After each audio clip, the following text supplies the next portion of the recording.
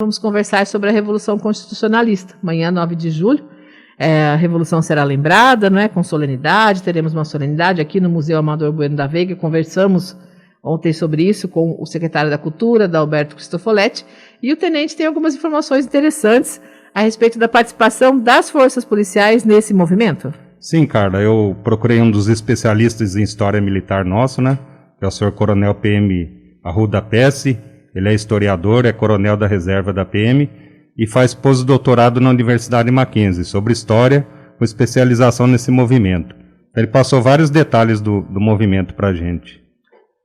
Houve uma participação ativa da cidade de Rio Claro nessa Revolução de 32, não é, tenente? Sim, Rio Claro, inclusive, tinha um posto chamado Casa do Soldado. Era onde era dado atendimento aos soldados, né? Ali ele tinha um banho, tinha uma refeição, os pequenos cuidados médicos, né, básicos, e eram totalmente organizados por voluntários esse posto. Houve uma participação da população da cidade também, né? Existem alguns relatos sobre o voluntariado nesse momento, inclusive com doações, com pessoas trabalhando aí na confecção das fardas. Os rioclarenses também, os que não foram à luta, participaram ativamente. Sim, Carla. O Exército Constitucionalista ele era formado por todas as unidades do Exército Brasileiro no estado de São Paulo, as tropas da Força Pública e um contingente de 70 mil voluntários civis, dentre eles vários de Rio Claro, né? E não tinha arma para todo mundo, então nem todos foram para a trincheira. Ficou mais na trincheira o pessoal do Exército Brasileiro e da Polícia Militar, que então era a Força Pública. E esses civis trabalham, como você falou, na confecção de fardamentos, né, as costureiras. As mulheres também deram um apoio muito grande no quadro de saúde, né? E o restante dos homens trabalhava na área logística, ou seja, no correio militar, na logística propriamente dita, de organizar os materiais. E foi assim a participação civil. Esse historiador, ele trouxe algumas informações interessantes para o senhor. Como é que foi essa pesquisa, tenente? Um fato que eu até então desconhecia é que Rio Claro houve um bombardeamento aéreo das tropas federais na área do nosso horto florestal. Porque Rio Claro sempre foi uma área importante na ferrovia. E próximo dali tinha um entroncamento importantíssimo ferroviário, onde circulavam trens com tropas e com material e insumos de guerra. Então houve esse bombardeamento das tropas federais com aviões. Inclusive combatentes aqui do município tombaram nessa revolução, né? Perderam a vida nessa revolução. Sim, Carla, eu queria destacar aqui os três, né?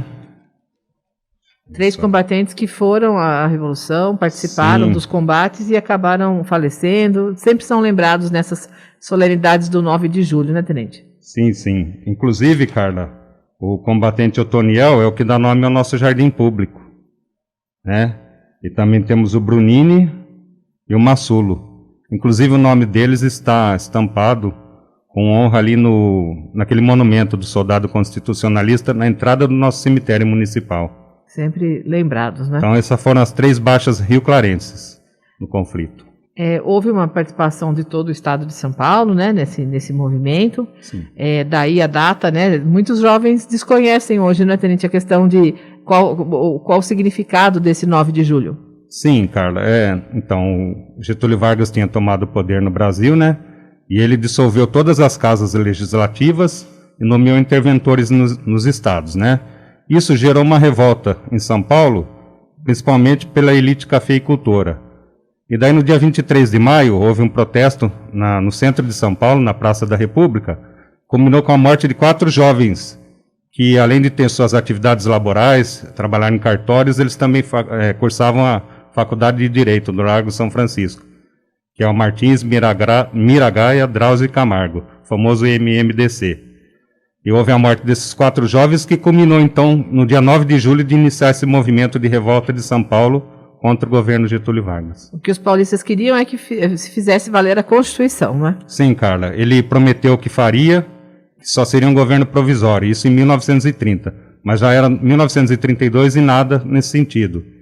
Então, esse movimento foi realmente nesse sentido, né? Além da revolta da elite cafeicultora, também pela liberdade e elaboração de uma Constituição, que foi conseguida depois no ano de 1934.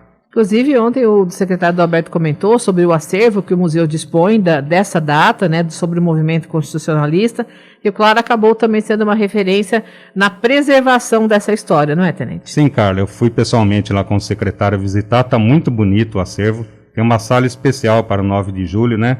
Então, após a retomada do museu, eu aconselho ao povo rio-clarense que vá visitar. Um acervo muito rico lá. Uma parte importante da nossa história. Sim. Mais alguma informação, algum fato que o senhor queira relatar que tenha sido passado pelo historiador? Carla, ele passou também da doação do ouro, né, nessa época. Então, as pessoas que podiam doavam ouro e até as pessoas um pouco menos abastadas doavam até suas alianças, né? E daí esse montante de ouro foi parar lá na Associação Comercial de São Paulo, e com a rendição de São Paulo, esse ouro ficou armazenado lá. Temendo uma intervenção do governo Getúlio Vargas em confiscar esse ouro, eles acabaram distribuindo entre as Santa Casas.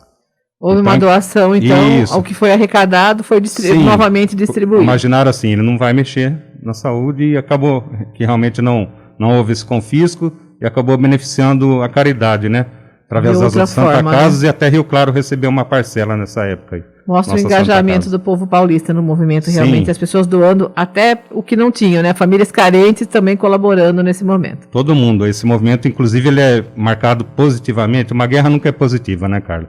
Não há vencedores, né? É morte, sangue derramado. Mas o fato positivo foi a mobilização do povo civil de São Paulo. Muito bem. Como é o nome do historiador, Tenente, que o senhor falou? Que o senhor consultou? O Coronel PM Arruda Pesce. Ele, inclusive, foi nosso diretor de ensino e cultura, na época que estava na ativa. Uma pessoa que conhece muito de história militar. E a participação das forças policiais também muito intensa, né? Sim, exatamente.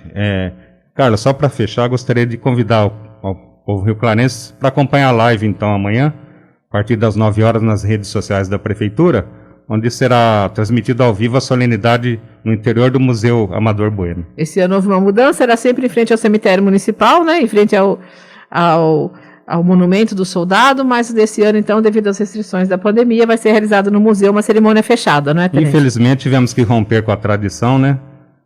Gostaríamos que tivesse público, mas infelizmente ainda não é o momento. Quem sabe o ano que vem, se Deus quiser, poderemos fazer. Mas as pessoas podem acompanhar de casa nas redes sociais da Prefeitura aqui de Rio Claro, né? Exatamente, Carla. Jornal está em tudo, porque a informação está em todo lugar. Jornal está em tudo.